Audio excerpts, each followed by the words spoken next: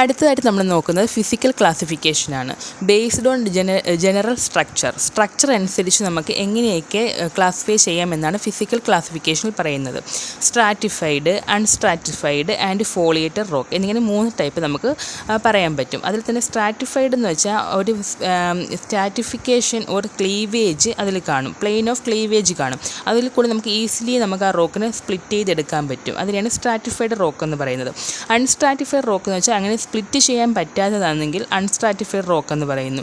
ഈ അൺസ്ട്രാറ്റിഫൈഡ് റോക്കിന് crystalline or compact granular structure ആയിരിക്കും ഉള്ളത്.